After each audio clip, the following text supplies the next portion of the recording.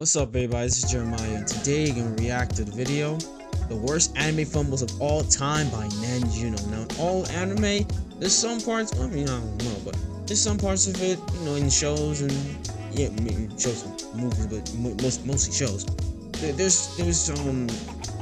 They be fumbling, with like the story or the plot or characters, animation. There'll be fun. Some parts of it, it's just fumble on the ball, mainly fumble on the show. And we're gonna get into today. So without further ado, sit back, relax, and let's react to the video. Fumbling is the act of ruining video. a perfectly good opportunity for yourself and is an unfortunate event that everyone will have to experience at some point in their life. For example, fumbling a 10 out of 10 woman of your dreams because we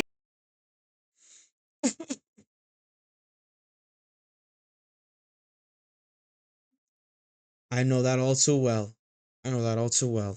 refuse to do this thing called shower. It's okay. Oh, never mind. That's not my experience. Been there. And when it comes to animes, as much as they have a decent track record of dropping absolute peak cinema, they also have taken some really popular and beloved shows where the people involved with working on it and the scheduling of the show decided that they genuinely forgot how producing an anime works, and they just absolutely fumble the bag and leave it to rot for future coming seasons as its ratings tank harder than the Washington Wizards. They would drop an absolute banger of a first season or two, and it gets everyone hooked onto the premise of the show. But then before you know it, the second or third season comes around and the show just gets worse and worse. Like, bro, what were these people cooking? In the first category of how these animes keep getting fumbled that we're gonna talk about is the absolute trash animation. I don't want to see that. I don't want to see that. I don't want to see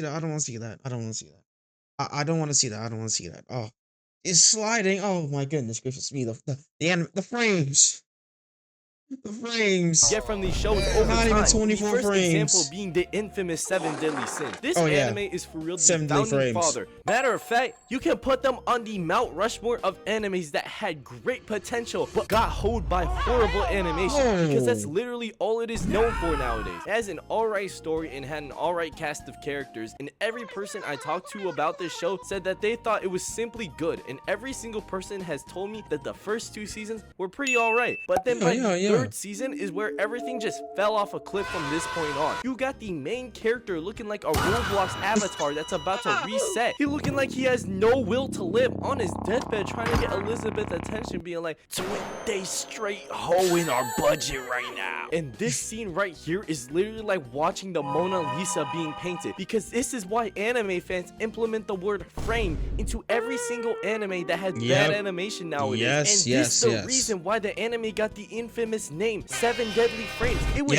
so bad that it legitimately influenced an entire culture of slander and hating on animes for decades. And bro, this wasn't even a move that the studio did to save money for the better fight scenes of the show, because the fight scenes in question looked like complete dog shit too. Just look at Meliodas versus Escanor, and this fight for real could have been tough as hell if they just decided to lock in and not rush the production. Like, bro, just every single time that the animation is not looking good, it's always rushed, and I have to blame the companies at this. I can't blame the animators. The direct animators, the people who are working on the show. I can't blame them. I gotta blame the people up the top. I have to blame them because they're rushing. They're rushing artwork. It's not good. If you rush the work, it's gonna turn out bad. Like, you have to take your time with it. And I'm not blaming the animators, not blaming the directors, not blaming the producers of the show, not blaming them. I'm blaming the people at top. I'm blaming the business people at top, because they rushed them. They legit rushed them. So every single time that, not every single time, every single time, every time that if an anime or episode of an anime is like poorly animated, blame the people at top, because they rushed the animators, they rushed the artists, they rushed the sketch artists, they rushed the directors, they rushed the producers of the show to hurry it up. They rushed them.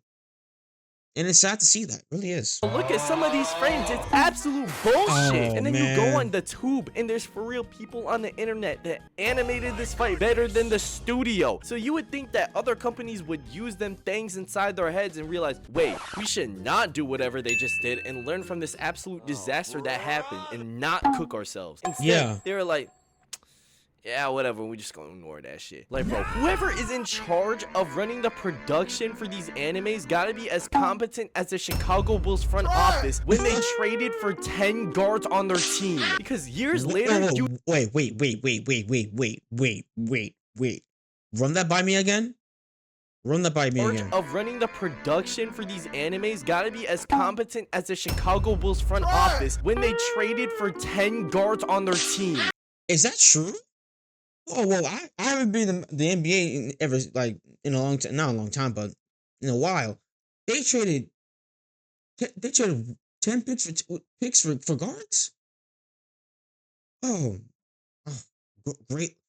Oh, sheesh, man. They're gonna have a well-out season. Because years later, you still got animes quite literally suffering from trash animation such as Blue Lock and One Punch Man. These two had generational lobs to be some of the greatest modern animes to watch. One Punch Man was animated by Studio Madhouse for its first ever season, and Blue Lock aired at the same time as the 2022 World Cup, was one of the most hyped up sports animes when it dropped. Both had upcoming arcs where fans had their expectations set very high for its anime adaptation, and both animes actually just fumbled hard as hell. One Punch Man's animation got significantly worse when it changed studios. I mean, you have motherfuckers quite literally slandering the anime by turning this scene of a PNG of Garo sliding down the hill into a TikTok trend. Got this motherfucker moving like Y equals MX plus B.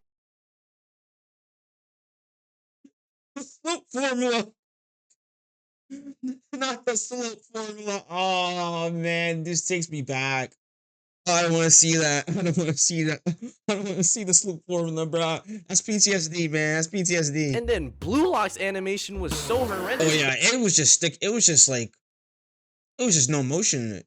It was just PNG. It was just PNG images moving like. Oh my god, bro. Oh hell no, man. What the fuck, man?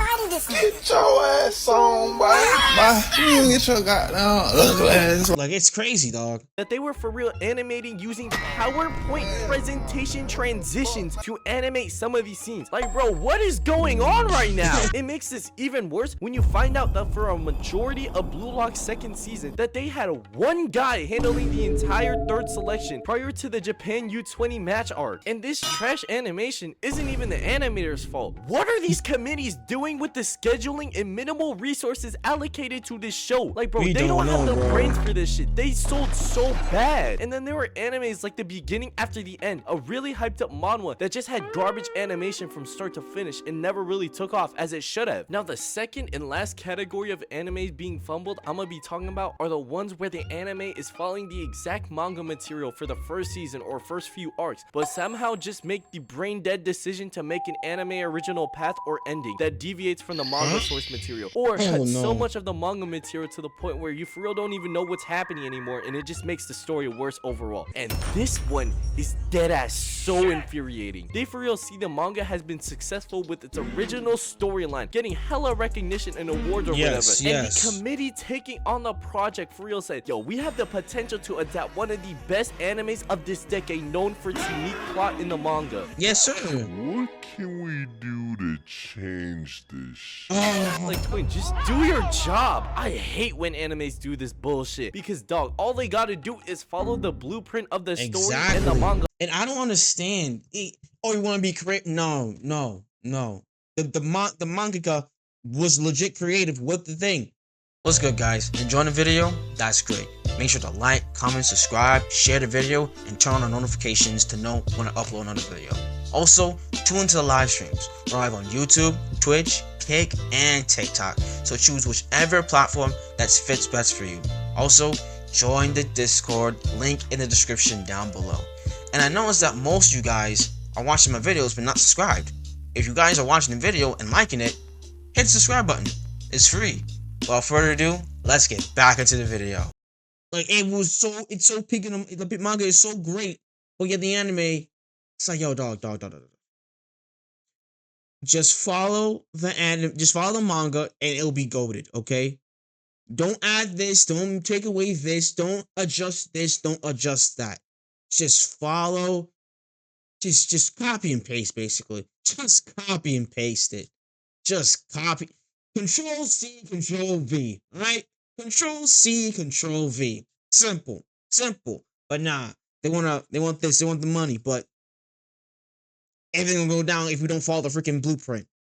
Just do two things. Control C, Control V. Panels. No one is asking them to change anything or be the thinker. And one of the prime examples of this is The Promised Neverland. When I watched the first season, I was instantly on that shit. It had a really nice thriller element to it, and I was hella hyped for the second season to drop, only for me to be absolutely disappointed as season 2 dropped. And when I finished it, I was like, ain't no way that's how this shit ended. I can't be the only one that felt so unsatisfied with how all that played out. Cause dog, Norman's reveal that he was still alive to Emma and the others felt so fake, because it deadass came out of nowhere and had zero emotional buildup for that moment. Instead of a no way my boy's still alive reveal, it was more of a huh type of moment review. When I finished the second season, I decided to look at the reviews online for the anime. I only became even more disappointed when I found out that not only did everyone have the exact same reaction as I did when I watched whatever this is, but I found out that they cut out more than 100 chapters of the original source material.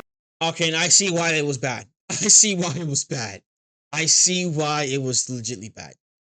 You're telling me you cut out 100 plus material of the chapters from the manga for season 2 of Problem? Yeah, no wonder why it was bad. See, with studios, you gotta be like pinpoint with these studios, man, because some studios like Mappa or Madhouse, maybe even Toei, they do their due diligence. They do their due diligence with the manga. Toei with Dragon Ball, but hey, they're gonna restart that, you know, Dragon Ball 2026, peak. But yeah, they do the due diligence and they follow along with the manga.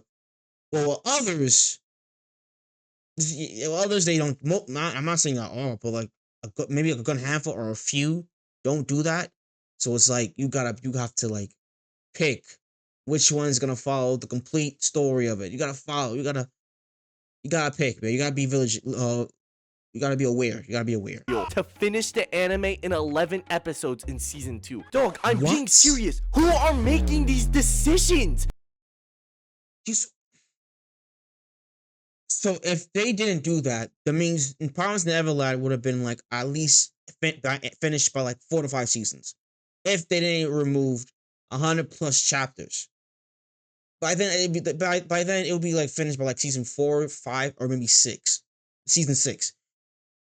But since that you finished the show in 2 seasons, and the season 2 is 11 episodes. All right, no wonder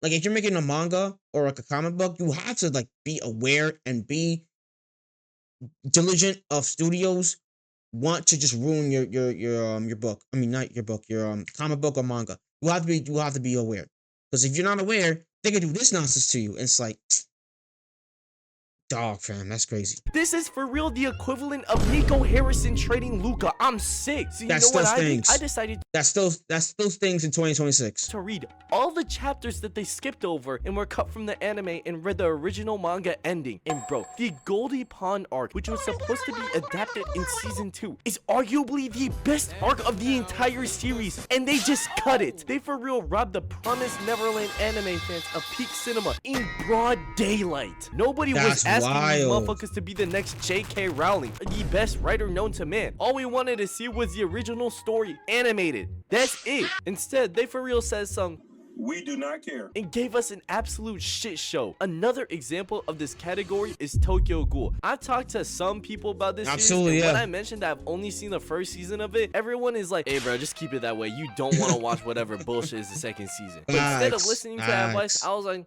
nah, ain't no way it can be that sorry, right? And you know what? Son, I was dead ass wrong. One of the main things that really confused me was that these motherfuckers decided to have Kaneki join the people that kidnapped and tortured him. Bro, I actually laughed out loud when he decided to do this, because this is the equivalent of going back to your abusive ex and saying, I can change them. Like, I guess, bro. And they never really went into depth about Kaneki's mental trauma. Instead, they just had bro aura farming, which just completely destroyed his character in season 2. And then when you got to Tokyo Ghoul Re, the 3rd season, it actually made no sense whatsoever, because they decided to put 120 chapters of content and try to cram it all into 24 episodes and didn't think that we would notice. In conclusion, conclusion, whoever these people are that are managing the production of these animes needs to get put into rehab and locked the fuck in. I am not trying to have an anime series like JJK have some bullshit happen like these animes mentioned. It is for real the worst thing to happen to an anime. It really is. Yeah, man. Shout out to then Judah for the video. Yeah, studios, gotta do your jobs, man. Do your freaking jobs. You see One Punch Man season 3? Atrocious. Tokyo Ghoul season 2 and 3? Atrocious. Promised Neverland? I didn't even watch that show. And by Ned Judo and others, season 1 was great. And season 2, hot garbage. And 7 Deadly Frames. And 7 Deadly Frames. I think that show was made by Netflix or something like that. Nah, it wasn't made by Netflix. It was made by someone else, I think. Netflix, yeah. But like, you gotta do y'all jobs, man. Do y'all freaking jobs, bro. Just do your freaking jobs. Follow the blueprint, and that's it. No, don't add anything. Don't take away anything. No adjustment. No adjustments. Just copy and paste. Control C, Control V. That's it. But again, shout out to Judah for the video. The original video will link in the description down below. Follow me on all the socials. Make sure to like, comment, subscribe, share the video, and ding the notification bell to know when I upload another video. All being said, this is Jeremiah. God bless you all. Jesus loves you. Repent and be saved. I'm out of here. Peace. It's fine.